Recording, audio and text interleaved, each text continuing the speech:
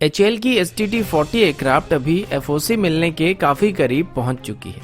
भारत के private sector company अभी इग्लाइस system को भारत में मैन्युफैक्चर करने के लिए सरकार की तरफ से मदद मांग रहे हैं। एक बार फिर से INS विक्रांत की डिलीवरी शेड्यूल पोस्टपोन हो चुकी है और खुद को दुनिया का सबसे प्रोफेशनल आर्मी कहने वाला देश यानी कि चाइना और चाइनीज आर्मी की प्रोफेशनलिज्म अभी सामने आ चुकी है और इसको जानने के बाद खुद प्रोफेशनलिज्म जाके डेटॉल में नहाने वाला है। नमस्कार दोस्तों, मेरा नाम है अंशुमन नाइक और आप सभी का बहुत बहुत स्वागत है इंडियन डिफेंस न्यूज की डिफेंस टॉक सीरीज में। तो चलिए देर ना करते हुए आज की वीडियो शुरू करते हैं।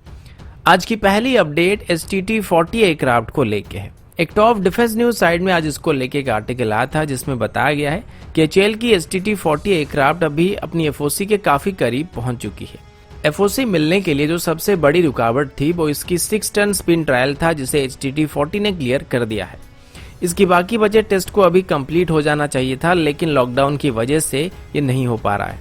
पर अभी HAL का कहना है कि वो पूरी तरीके से अभी अपनी ताकत लगा के इस प्रोग्राम को रिस्टार्ट कर रहे हैं, क्योंकि इंडियन एयरफोर्स की तरफ से अभी STT-40 एयरक्राफ्ट की 70 यूनिट को अपने फोर्स में शामिल करने का फैसला किया गया है। इससे पहले इंडियन एयरफोर्स की तरफ से प्लैटस की PC-7 ट्रेनर को खरीदने का फैसला किया गया था, लेकिन पहले ही घोटाले की वजह से प्लैटस के ऊपर काफी सारे संगीन आरोप लगाए गए थे और इसी मौके का फायदा उठा के HAL की तरफ से अपनी STT-40 एयरक्राफ्ट को इंडियन एयरफोर्स के सामने पेश किया गया था। और सबसे बड़ी बात यह थी कि STT-40 ने इंडियन एयरफोर्स की सभी क्वालिटेटिव रिक्वायरमेंट को क्लियर कर दिया है, जिस वजह से अभी इंडियन एयरफोर्स की तरफ से इसे खरीदने का फैसला किया गया है। अगला अपडेट इंडियन आर्मी की very short range air defence system को लेके है। इंडियन आर्मी की तरफ से अपनी very short range air defence system की इमीडिएट रिक्वायरमेंट को पूरा करने के लिए एक टेंडर को निकाला गया था, जिसमें 5000 मिसाइल और 800 के करीब लॉन्चर खरीदे जाने वाले थे। इस टेंडर में रशिया की इग्लाइस सिस्टम को सिलेक्ट किया गया था और रशिया इन सिस्टम को किसी इंडियन कंपनी के साथ मिलकर भारत में ही मैन्युफैक्चर करने वाला था।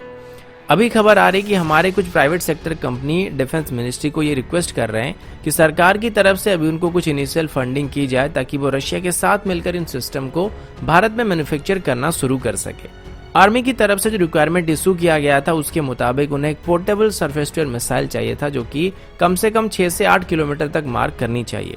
जब इस टेंडर में रशिया की इग्लाइस सिस्टम को सिलेक्ट किया गया था तो उस वक्त इस टेंडर में पार्टिसिपेट कर रहे बाकी सभी कंपनी की तरफ से काफी सारे एलिगेशन लगाए गए थे और इसको लेके काफी सारे कंट्रोवर्सी हो गई थी, क्योंकि इनिशियल ट्रायल के दौरान इग्लाइस सिस्टम फेल हो गया था, लेकिन बाद में रशिया की तरफ से दोबारा से इसको इवेल्युएट करने के लिए कहा गया था और इसके बाद ही इग्लाइस सिस्टम को सिलेक्ट किया गया था। अगला अपडेट हमारी इंडिजिनस एयरक्राफ्ट कैरियर यानी कि INS विक्रांत को लेके है। कुछ महीने पहले एक अपडेट आया था कि INS विक्रांत को 2021 की फरवरी से मार्च के बीच ही इंडियन नेवी को डिलीवर कर दिया जाएगा, लेकिन अभी इसमें कुछ रुकावट आ चुकी है, क्योंकि लॉकडाउन की वजह से INS विक्रांत की सी ट्रायल अभी तक शुरू नहीं हो पा रही है। प्लान के मुताबिक INS विक्रांत की इनिशियल बेसिन ट्रायल 12 मार्च से शुरू होने वाली थी, लेकिन फिर इसमें कुछ कंस्ट्रक्शन इशू सामने आए थे जिस वजह से इसकी सी ट्रायल को अप्रैल तक शिफ्ट कर दिया गया और उसके बाद लॉकडाउन की वजह से अभी इसको सितंबर तक पोस्टपोन किया गया है। ये पहली बार नहीं हुआ है जब INS विक्रांत का शेड्यूल आगे पीछे हो रहा है। वैसे आगे तो नहीं, हर बार ये पीछे ही खिसकता है। सबसे पहले रशिया की तरफ से वक्त में हमको INS विक्रांत की एविएशन इक्विपमेंट को डिलीवर नहीं किया गया था, जिस वजह से 2018 के बदले इसका कंस्ट्रक्शन 2020 में पूरा हुआ और अभी जैसा सिचुएशन चल रहा है उस हालात में ये 2023 तक ही फुली ऑपरेशनल हो पाएगा, क्योंकि कंस्ट्रक्शन पूरा होने के बाद ही इसकी अलग अलग सी ट्रायल को कंप्लीट करने में लगभग 1 साल का वक्त लग जाएगा। अगला अपडेट इंडिया और चाइना को लेके है और अभी ये बात काफी बढ़ती जा रही है। ये बात तो आप सब जानते ही होंगे कि पिछले कुछ दिनों से बॉर्डर में इंडियन आर्मी और चाइनीज आर्मी के बीच आमना सामना हो रहा है। वैसे चाइनीज आर्मी खुद को एक बहुत ही प्रोफेशनल आर्मी बताती है, लेकिन हाल ही में चाइनीज आर्मी की तरफ से जिस तरीके का बर्ताव किया गया है उस लिहाज से उगांडा की आर्मी भी उनसे ज्यादा प्रोफेशनल है। आज ANI में एक रिपोर्ट के मुताबिक चाइनीज आर्मी की तरफ से इंडियन आर्मी के जवानों के ऊपर कुछ जगहों में घेराबंदी करके पत्थर और लकड़ी में तार लपेटकर उससे हमला किया गया था। मतलब आप ये कह सकते हैं कि कश्मीर के पत्थरबाज और चाइनीज आर्मी के बीच कोई भी फर्क नहीं है। इनिशियली वो लोग इंडियन आर्मी के मुकाबले तादाद में ज्यादा थे, जिस वजह से वो इंडियन आर्मी को घेरने की कोशिश कर रहे थे।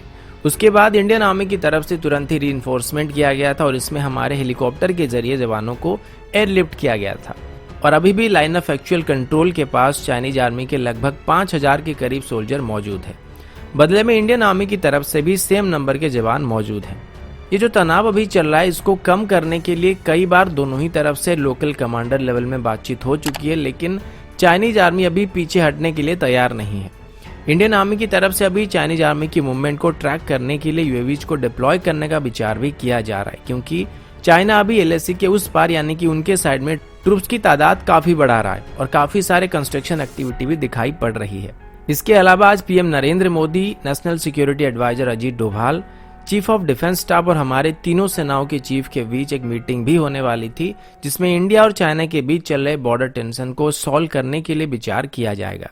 तो दोस्तों, अभी के लिए इतना ही। मिलता हूं आपसे अगले वीडियो में, तब तक के लिए जय हिंद, वंदे मातरम।